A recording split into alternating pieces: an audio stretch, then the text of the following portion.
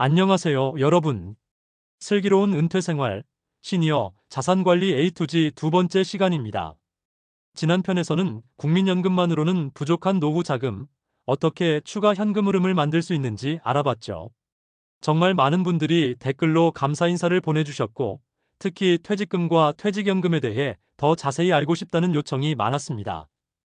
오늘은 바로 그 이야기를 해보려고 합니다. 퇴직금과 퇴직연금, 이 두 개를 제대로만 활용해도 노후 자금을 2배로 늘릴 수 있거든요. 실제로 제가 상담한 사례 중에서 가장 인상적이었던 분이 있어요. 55세 퇴직하신 분인데 퇴직금 3억 원을 그냥 은행에 넣어둘 뻔했습니다. 하지만 제대로 된 전략을 세워서 지금은 매월 150만 원의 추가 수익을 만들고 계세요. 여러분도 퇴직을 앞두고 계시거나 이미 퇴직금을 받으셨나요? 아니면 현재 직장에서 퇴직연금을 적립하고 계시나요?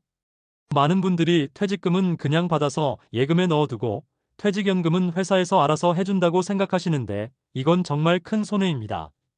오늘 이 영상을 끝까지 보시면 여러분의 퇴직금과 퇴직연금을 최대한 활용하는 방법을 정확히 알게 되실 겁니다. 그리고 세금도 절약하면서 수익률도 높이는 꿀팁들까지 공개하겠습니다. 집중해서 들어보세요. 여러분의 노후 자산이 2배로 늘어날 수도 있으니까요. 먼저 퇴직금부터 살펴보겠습니다. 퇴직금이라고 해서 다 같은 퇴직금이 아니에요. 크게 세 가지로 나뉩니다. 퇴직금, DB형 퇴직연금, DC형 퇴직연금. 여러분 회사는 어떤 제도를 쓰고 있는지 알고 계세요? 전통적인 퇴직금은 근로기준법에 따라 계산됩니다. 평균 임금 근속연수로 계산하죠.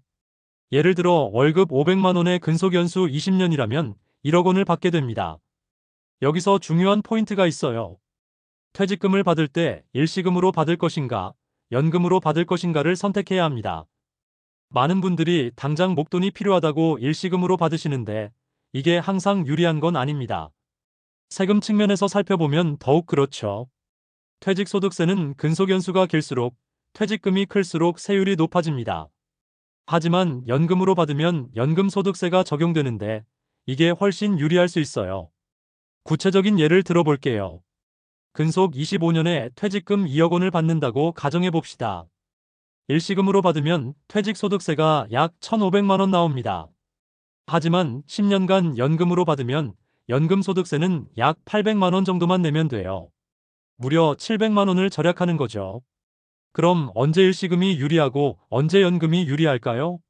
여러분도 궁금하시죠?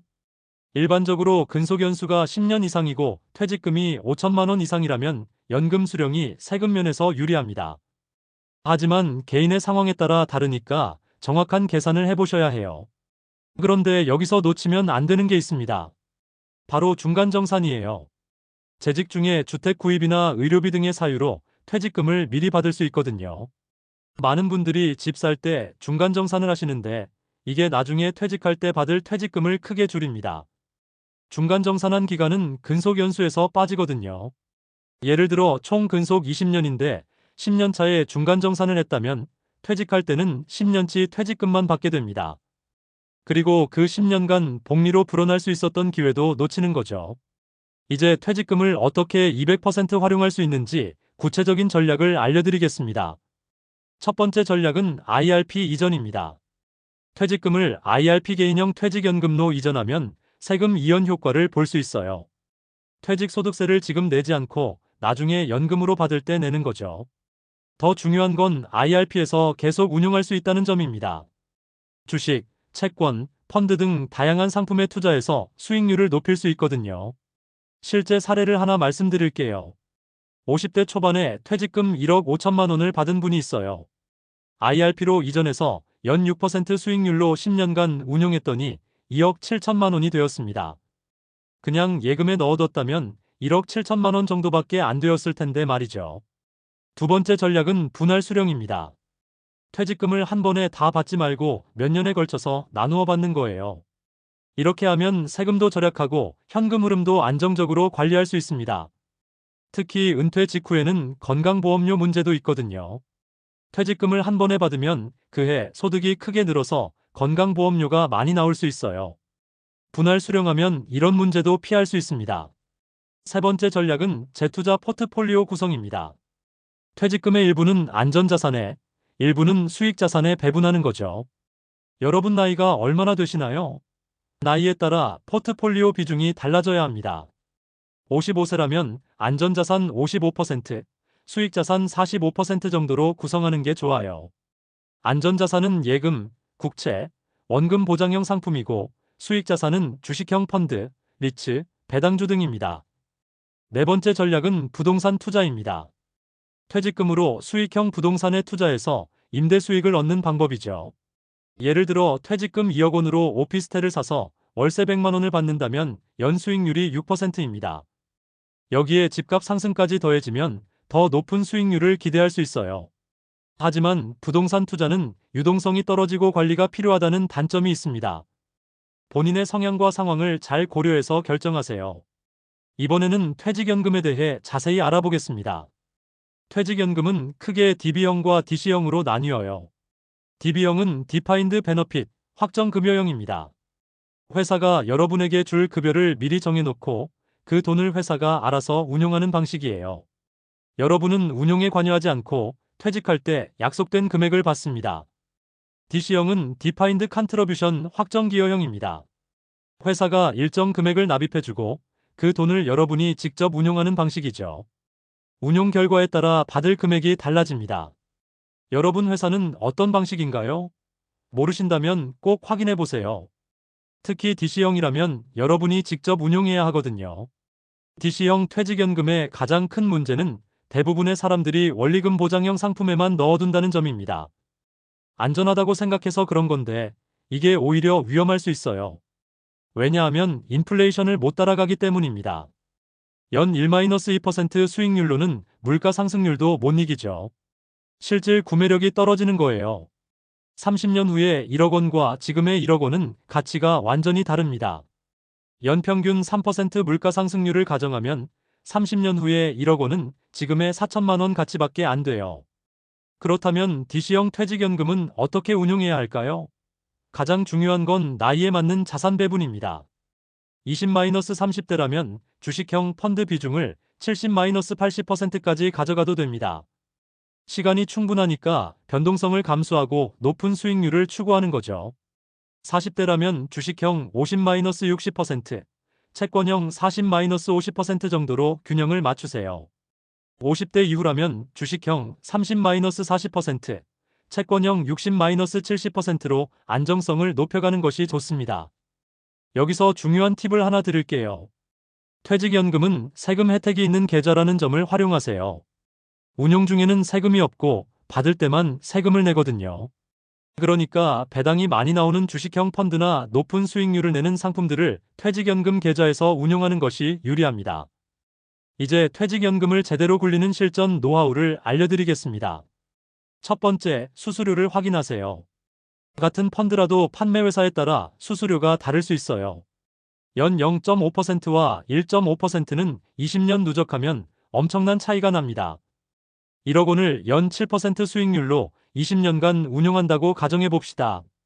수수료 0.5%라면 최종 금액이 약 3억 5천만 원이 되지만 수수료 1.5%라면 약 3억 원밖에 안 됩니다. 5천만 원 차이 나는 거죠. 두 번째, 정기적으로 리밸런싱 하세요. 주식과 채권의 비중이 시간이 지나면서 변하거든요. 1년에 한 번 정도는 원래 비중으로 맞춰주는 것이 좋습니다. 예를 들어 주식 50%, 채권 50%로 시작했는데 주식이 많이 올라서 주식 70%, 채권 30%가 되었다면 일부 주식을 팔고 채권을 사서 다시 5050으로 맞추는 거예요. 세 번째, 달러 코스트 에버리징을 활용하세요. 매월 일정 금액을 투자하는 방식인데 이렇게 하면 평균 매입 단가를 낮출 수 있어요. 퇴직연금의 경우 매월 회사에서 일정 금액을 넣어주니까 자동으로 달러 코스트 에버리징 효과를 볼 수 있습니다. 시장이 하락할 때는 더 많은 좌수를, 상승할 때는 적은 좌수를 사게 되죠. 네 번째, 글로벌 분산 투자를 고려하세요. 국내 주식만으로는 한계가 있어요. 미국, 유럽, 신흥국 등에 분산 투자하면 리스크를 줄이면서도 수익률을 높일 수 있습니다.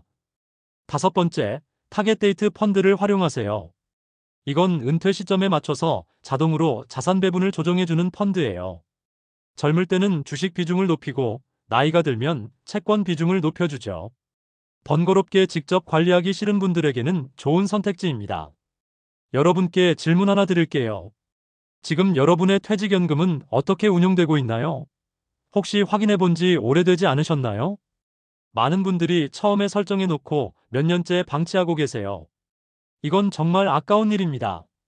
적어도 1년에 한 번은 점검하고 조정하셔야 해요. 마지막으로 중요한 팁을 하나 더 드릴게요. 퇴직연금에서 원리금 보장형 상품의 비중이 70% 이상인 분들은 당장 조정하세요. 물가 상승률도 못 이기는 수익률로는 노후 준비가 불가능합니다. 오늘 우리가 살펴본 내용을 정리해 보겠습니다. 퇴직금은 단순히 받아서 예금에 넣어두는 게 아니라 IRP 이전, 분할 수령, 재투자 포트폴리오 구성, 부동산 투자 등 다양한 전략을 활용해야 합니다.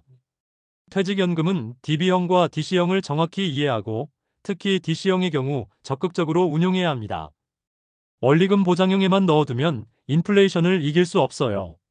나이에 맞는 자산 배분, 수수료 확인, 정기적인 리밸런싱, 글로벌 분산 투자 등의 원칙을 지키면 여러분의 퇴직연금을 200% 활용할 수 있습니다.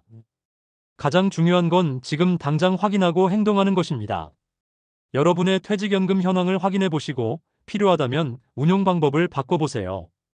다음 편에서는 자녀에게 돈 물려줄 때 꼭 알아야 할 세금 상식에 대해 다뤄보겠습니다. 상속세, 증여세를 최소화하면서도 합법적으로 자산을 이전하는 방법들을 알려드릴 예정이에요. 특히 부동산 상속, 현금 증여, 연금 승계 등 실제로 많이 궁금해하시는 내용들을 구체적인 사례와 함께 설명드리겠습니다. 여러분의 자산을 지키고 늘리는 것만큼 중요한 게 바로 다음 세대에게 제대로 물려주는 것이거든요. 오늘도 끝까지 시청해주셔서 감사합니다. 구독과 좋아요, 그리고 알림 설정까지 부탁드리고요. 댓글로 궁금한 점이나 본인의 상황을 공유해주시면 최대한 답변 드리겠습니다. 여러분의 풍요로운 노후와 현명한 자산 관리를 응원합니다. 다음 편에서 또 만나요.